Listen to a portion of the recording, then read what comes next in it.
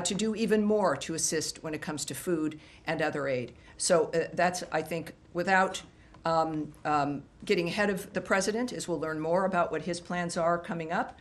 We know the secretary, of course, has led the way in this regard as well. But the focus remains certainly the humanitarian aid, and our focus remains also on a ceasefire and ending that carnage.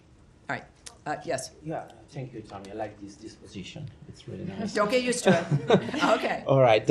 I have two questions, if you don't mind. The first one is about the United Nations conference that is taking place in New York. You just read the statement. We heard the president. We all agree that Hamas attacked Israel October 7th. But there were like 193 nations attending. So my question, led by the French and the Saudis, that struck a deal also with the United States in a couple of months ago. So we understand there's going to be, hopefully, the president is only 6 months in his mandate with the secretary, and they're fighting for a peace deal. But sir? The question is how the State Department envision the future for the Palestinian and the Palestinian state. Yes. Is there going to be a Palestinian state, or they're pushing for one state first of all, solution? the president has noted, as has Secretary Rubio, that at least they are envisioning a future, which is not something that most people can say. All of their work has led to getting to a point where we can discuss and envision that future and then act on that. Regardless of the conflict that has been worked on, whether it's Russia, Ukraine, the Gaza Strip, or anywhere else, you can't really begin to contemplate what's next until people stop killing each other. We are still at that point. We have not, because of Hamas's recalcitrance and refusal to lay down its arms, refusal to release the hostages, we're not at a point where we're looking at, what is next. We know things will have to be rebuilt. The president has made remarks in that regard. But from the beginning, calling for new ideas and a new way forward so that it's not just a repeat of what we've experienced for generations now. And if I can do a follow-up about the Gaza Humanitarian Foundation. Yesterday, the president also talked with the UK Prime Minister, and the UK will help in the Humanitarian Foundation. In the aid. So what are we going to see next? Is the president at the State Department see that this organization somehow maybe is not working out for different reasons? Well, what we said from the start is that this is not about what has not worked. Clearly, we're now, I think, close to 100 million meals have been distributed by GHF. But as we've discussed, there has to be more. There's always had to be more. The calls from the president, from the secretary, and even GHF has been, have more, join us. There needs to be more ideas, more movement. We know, of course, there have been some airlifted airdrops of food. There's been corridors that there's a window for corridors for delivery of more aid. And that's, of course, that's good, that's important. But adding to the aid and to the mechanisms that are there is what we've all called for. It is not an indication that there should be only one. It should be, everyone should be contributing to helping to make a difference here. So far, it has been GHF with a mechanism that has worked to keep the aid out of the hands of Hamas. And that has been fundamental. So it's good news. And of course, as the president returns to the United States, no doubt we'll have more information about how much more good news we'll have regarding aid and supplies. Yes. Thank you. Thank you. And hold on, please. Hold on. Me? No, yeah, Thank yeah. you, Tammy. No, not you. I don't. Maybe it's my pointing, or maybe because there's a tall guy here. Yes, ma'am. Thank you. I just want to follow up on what Trump has said about setting up new food centers. Will Sure. these be part of the GHF? We don't know the framework of how something would proceed regarding the details. I'm waiting for the president to return and don't want to get ahead of him regarding announcements and what the framework would be. When do you expect this to be announced? Considering the nature of the urgency of the situation and everything that President Trump does, very quickly and very soon.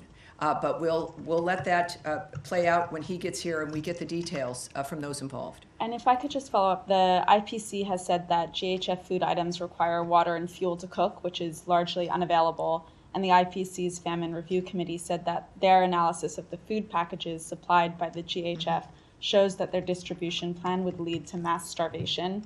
Has the U.S. vetted what supplies the GHF is providing and ensured that they are providing the necessary nutrients and that they are able to be cooked? All right, I'm going to pass this off so we can get an answer to you. I do know that, again, the issue here is getting more food, more access, more everything. That has always been at the top of our list. But when it comes to this specificity of what's being handed out, we'll get back to you. Yes, ma'am. Thanks, Tammy. The president has now said multiple times that his administration has pledged $60 million toward food and other supplies for Gaza.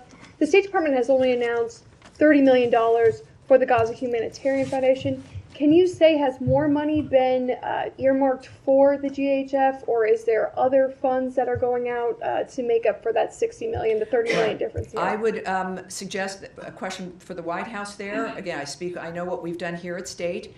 Clearly, the president is in a position when it comes to decision making, knowing what parts are moving and where things are headed, that they would have probably a better answer for you regarding the rest. But it's only $30 million for GHF at this point. Can you say that? From what we, of course, have announced here at the State Department, that's in this particular.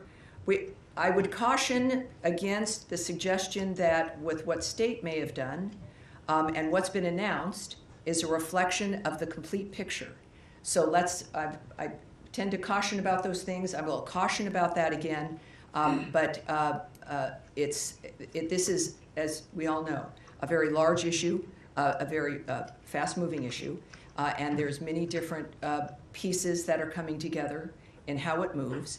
And so the element that we have announced is an element and does not speak to an end or a final complete piece to what it is we're doing. All right. Yes. Thank you. Just following up on Daphne's question, I had asked her about what Gaza Humanitarian Foundation is distributing specifically. This was last week's briefing, specifically the high nutrient food that is needed. Yes, I know it's come up before as well. So, yeah, yes. And you mentioned that you would take that back to get more details on the distribution. I did get a line from this department in response to my questions last week. And the State Department spokesperson had said the Gaza Humanitarian Foundation Award remains subject to strict requirements, vetting, and oversight mechanisms like all department awards. And then they also deferred to GHF on the exact food items that are being distributed. Sure. There's been a lot that's happened since you were actually last at the podium. As you know, there's been the news out of France, and also now with the UK Prime Minister saying that the UK may well recognize a Palestinian state in September at UN Week if certain conditions are not met by Israel. And then, of course, there's been wall-to-wall coverage on images of starving children, photographic evidence of that, from our colleagues covering the story on the ground in Gaza.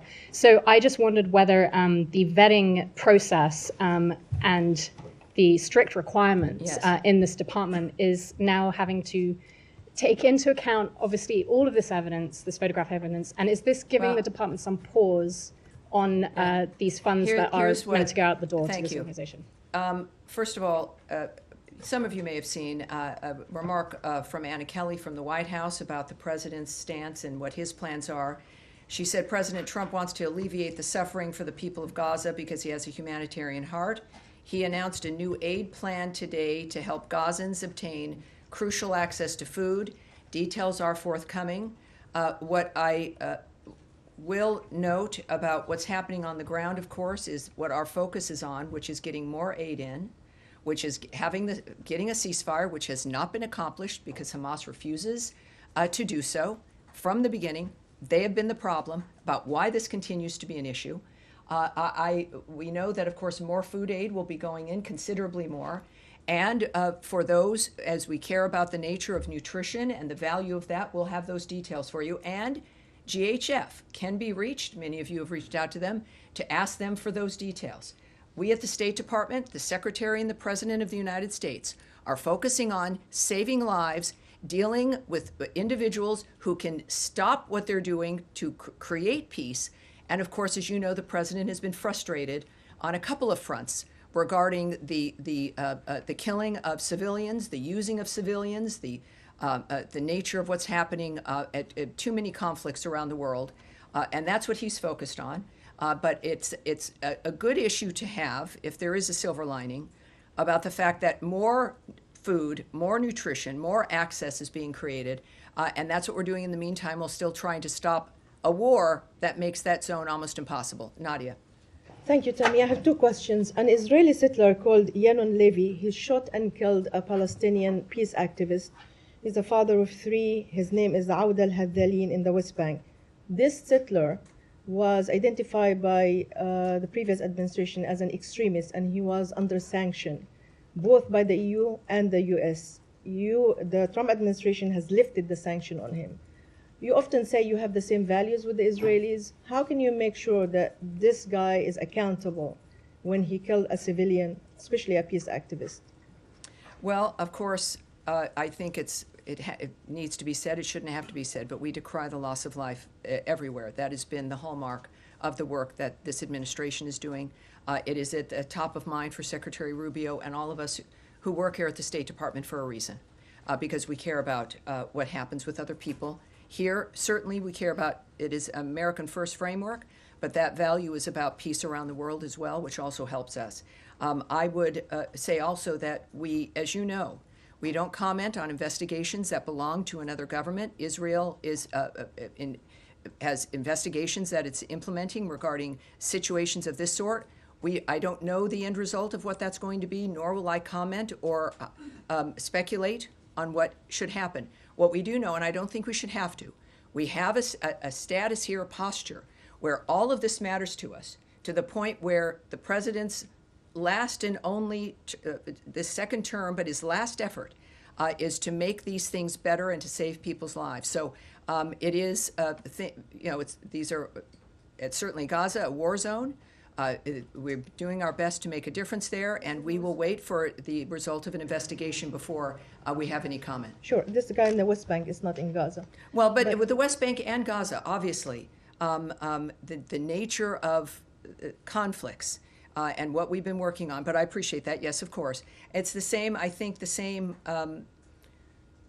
the same argument. We see this in the West Bank.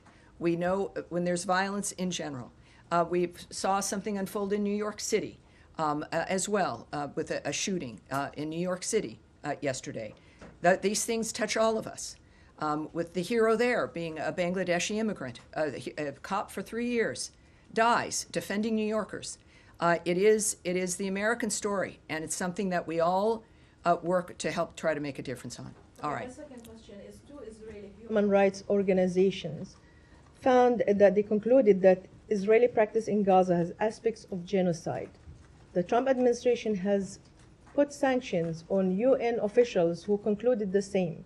So are you going to sanction this human rights organization, or are you going to change your position? Well, I appreciate that, Nadia, but of course, you know, I'm not going to speculate or say what actions will be. I'm not going to comment on outrageous allegations, effectively, which have also been disputed. But I will, again, you know, I won't preview things or guess or speculate about actions in any regard. Right. Yes. Can I just ask you about the trucks that are getting into Gaza? Over the weekend, there was an uptick, I think, over 100 trucks that got in on Sunday. But at times during this crisis, there have been upwards of 300 trucks delivering humanitarian aid into Gaza. What is the number of trucks that this administration wants to see Israel allow into Gaza on a daily basis? Well, I won't discuss, of course, details with you or the content of conversations or even a specific like that. What I do know is that there's this overarching work that we've done to make sure as much can get in as possible. At the same time, we do know that the UN had noted that they were not moving material in because of the violence. We know it's a war zone. I mean, that has been the overriding issue, and how to make it safe to get food through to those who need it versus into the hands of those who are causing the destruction and using it and weaponizing it. So we don't, I'm not going to speak to you about specifics or if that conversation has been had. We know, of course, it's in everyone's interest to help stop the kind of environment in general that's happening in the Gaza Strip. It's again, monstrous and abnormal, And all of us have an interest in stopping it. And GHS contracts expire at the end of August. Is this administration pushing for those contracts to be renewed? I won't speak on the details of contracts or agreements, or if that's accurate or if it's not. Yes. Thank you so much. Two very quick questions. Secretary Rubio, for the past several months, has been wearing two hats, both leader of the... Four hats. Many Four hats. But specifically, Department of State and NSC. He has shrunken down the NSC and called it right-sizing. Mm-hmm. And my question is, are these two roles being sort of merged together into the same official, or are they being fulfilled in two separate capacities? Well, I can't speak to the decision-making about the nature of what he's doing as the NSA. I'm here with the State Department. Of course, he is the Secretary of State. What I can tell you is when I've been on various trips where the NSA, the National Security Advisor, and the Secretary have been there together, it's the same kind of work. It's working together seamlessly. Of course, there'll a great deal of time of overlap regarding the nature of what's happening in the world. So it seems and it appears to be working out smoothly and effectively. And my second question, today, Kim Yo-jong in North Korea, the sister of Supreme Leader Kim Jong-un, published an official statement regarding the U.S.'s desire to denuclearize the peninsula. While rebuking the United States, the memo did include a line stating that Kim Jong-un's relationship with President Trump is, quote, not bad. And I'm just wondering if the Department of State is familiar with the nature of bilateral relations between the U.S. and North Korea at this time and why they might have said that. Well, I would suspect that you should contact the White House when it comes to the relationship between the president and another country. Of course, we do know, as we see now, as we saw in the first term, President Trump's willingness to talk with everyone in order to achieve the peace and prosperity and some semblance of normal life for people around the world. Regarding the note you mentioned, or if it was a social media tweet, I don't have a remark on that, of course, but the White House can tell you more about the president's approach with North Korea. Yes, ma'am. Thank you, Tam. Me? Yes, you. Okay. Indeed. I have two questions too. The first one is, after President Uribe's conviction, will the U.S. consider any sort of action similar to what we saw after the decision against former President Bolsonaro in Brazil? The first one. And the second one, after you answer? Yeah, so regarding the verdict, the verdict with former President Uribe, yes? Yes, well, the Secretary of State put out a tweet on this as well, noting that former Colombian President Uribe's only crime has been to tirelessly fight and defend his homeland. The weaponization of Colombia's judicial branch by now set a worrisome precedent. And the second one is, with the U.S. allow Chevron to operate in a country led by an administration charged with promoting terror and drug trafficking? Well, I can tell you this, and I love your very direct questions. What I know that there's two separate details that I don't have in front of me that I want us to take and get back to you in that regard. What we have said repeatedly, though, is that we will not allow oil revenue to fund or benefit that regime. And so I think that's something that we can repeat here at this point, but when it comes to some further details, let's see if we can get you. All right. Saeed. Thank you, Tammy. And I must admit, I feel a little bit vulnerable and closer to the floor here. Wow. I was always shielded by the front row. Well, and see how Matt you're here. thinking now, but It's you okay. trust us, you're I fine have a without, very- yeah. without the Italian rule about Yeah, never okay. having your back into an open space. Very quick question. You know, IPC said today what's going on in Gaza is famine. And the reason they didn't classify it as such is because they need the actual data and they have to be in Gaza to collect that data, which Israel prevent them. So my two questions Well, to you. let me just say, as you know I might, is that there is someone preventing people from getting into Gaza, and that's Hamas. Hamas is preventing everyone from being able to get in there, whether it is reporters, whether it's food deliveries, or those who might need to assess the nature of what's happening on the ground. People are afraid of a terrorist group, the masterminds of October 7th, which slaughtered babies up to the elderly, when they're living, dismembering them, putting a baby into a microwave, murdering women as they're raping them. That set of people are running the Gaza Strip. So it's understandable why people are concerned and can't get in.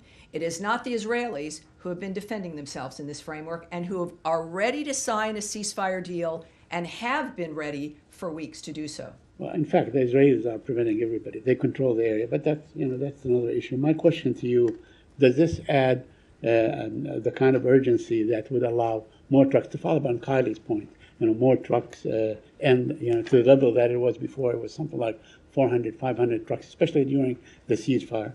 And second, would the U.S. call on Israel to allow these groups to go in and give them, the facilities they need to report actually and factually from Well, we've Gaza? had progress here from the beginning of this conversation, and with the catastrophe of October 7th and what has unfolded since then. We've discussed all the time about what we need, and we've had progress. We've had, again, close now, I think, to 100 million meals distributed by GHF. We have had more trucks now moving into the area.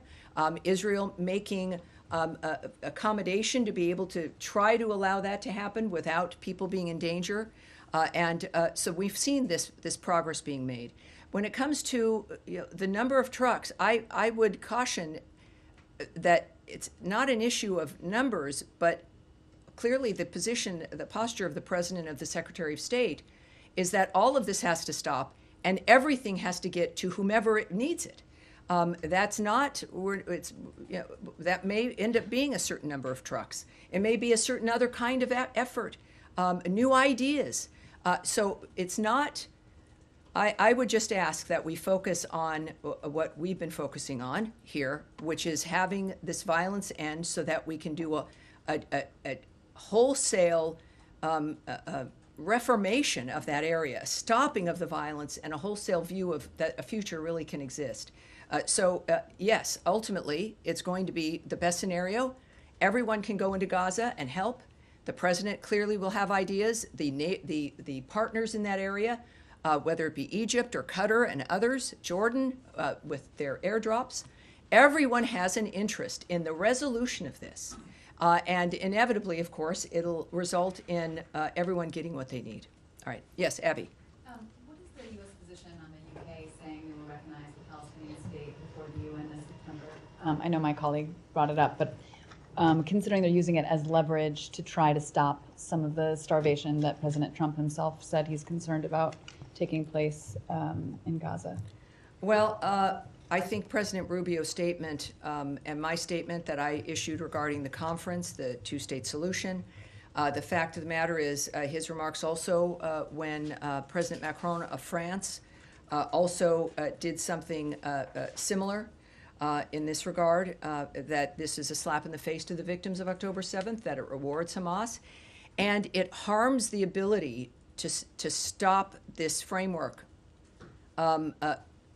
from, it allows it to continue. It gives one group hope, and that's Hamas. It is a rewarding of that kind of behavior, that if you wait long enough, if you don't cooperate, if in any other normal environment where someone was so utterly defeated, they would surrender.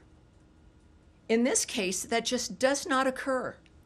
And part of it is because of perhaps the hope that they receive on how long the suffering lasts, how much that pushes the world to acquiesce to their arguments. And that is, there's one group that benefits from the images and the reality of the horribleness, and that's Hamas. And so there's a reason why they don't cooperate and stop.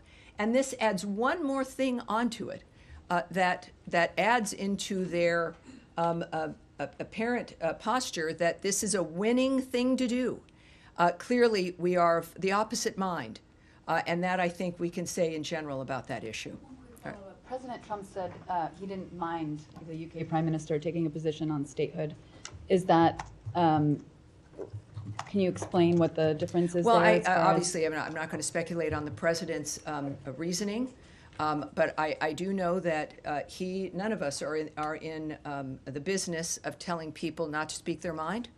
At the same time, I'm a big believer, as I know the Secretary is and the President is, and we showed this, I think, last November, is that persuading people, explaining your position, why it matters, how it impacts what we all want to achieve, is something that we must do, and that it's the way to persuade people, to change people's minds.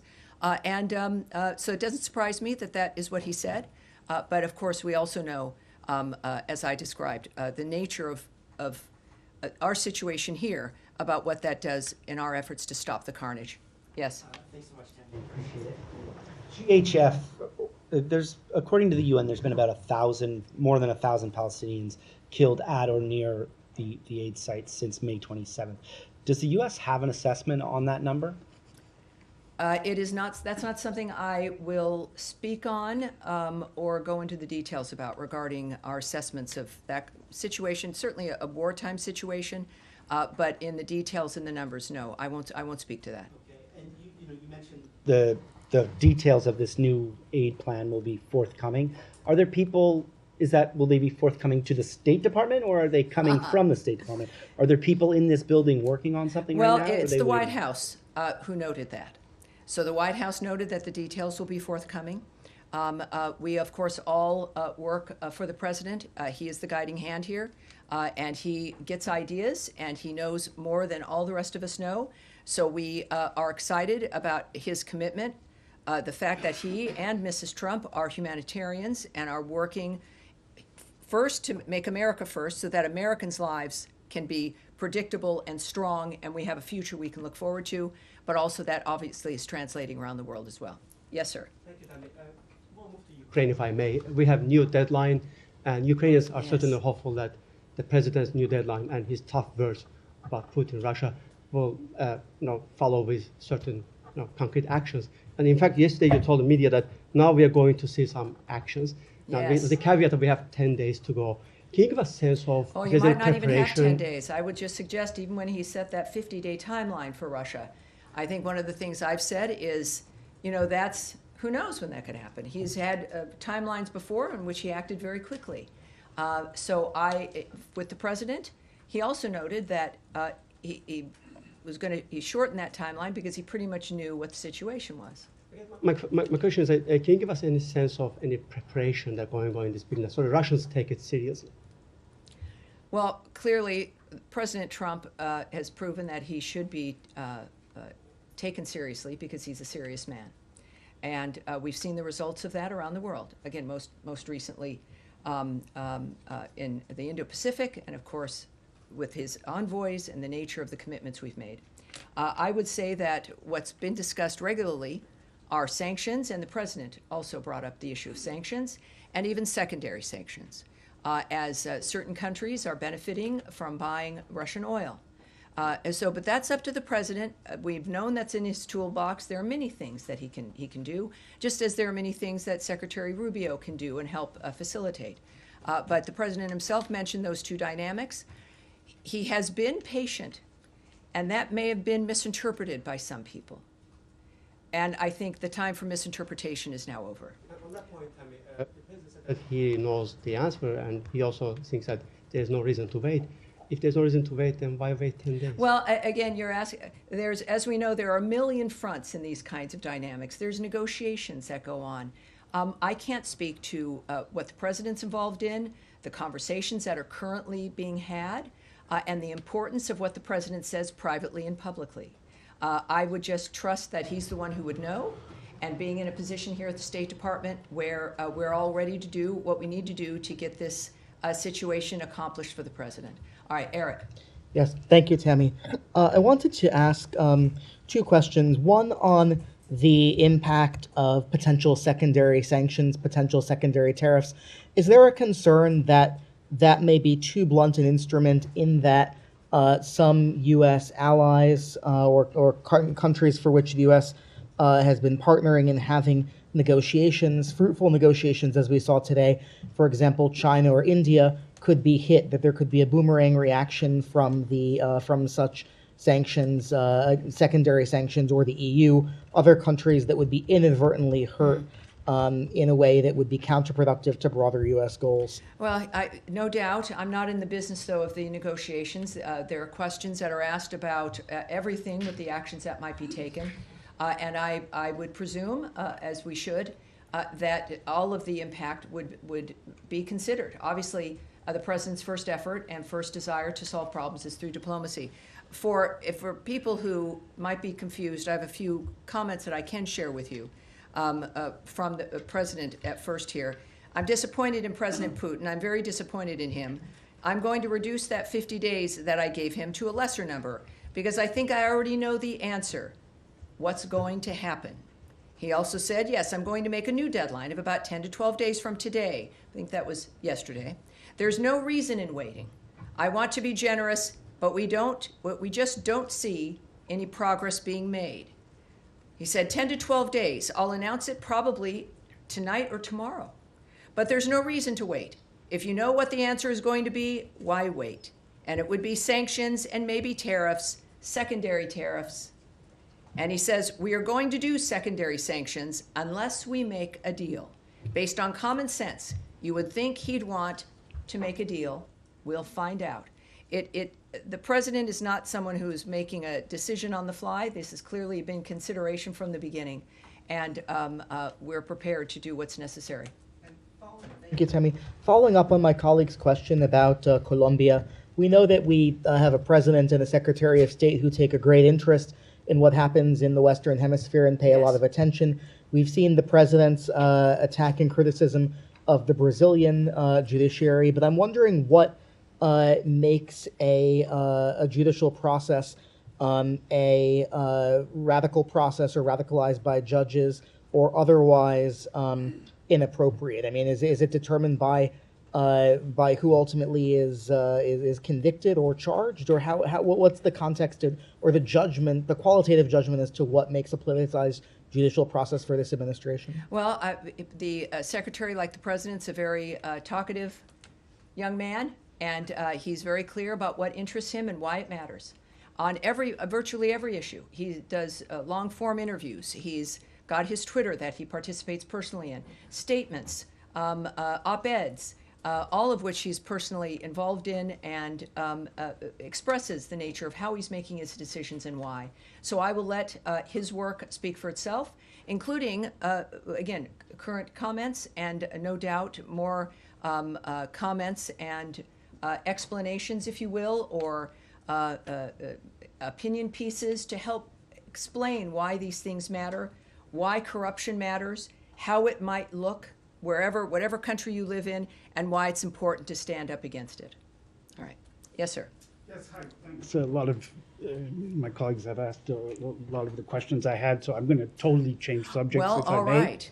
Sounds good to me. There are millions of dollars worth of contraceptives stocked in Belgium that are due to be incinerated in France. It's our understanding that they're still stocked in Belgium. They haven't moved to France. Could you give us an update as to where that stands? I know that the Belgian government is trying to find alternative solutions. Is the U.S. government ready to find alternative solutions, or are they destined to be destroyed? Well, I want to have that taken back. This is a situation that changes each day. What I can tell you is, for those who've asked previously, there are no AIDS drugs involved in this. No PEPFAR dynamics are set to be destroyed. This is a situation regarding birth control and other mechanisms that could be used. First of all, that would violate our Mexico City policy regarding the use of abortifacients, but also the use of some elements that could be used in a kind of forced sterilization framework that some nations do apply, which also we will not facilitate. So we can say that there's no AIDS drugs, no condoms are being destroyed. This is about a long-standing, I think this was a purchase from the previous administration. And so we're dealing with that, but we're aware of it, and we recognize the issues. But we also, of course, are committed to a policy that Americans care about, and we're going to be moving forward. No doubt we'll have some additional information for you in perhaps the coming days. Yes, ma'am.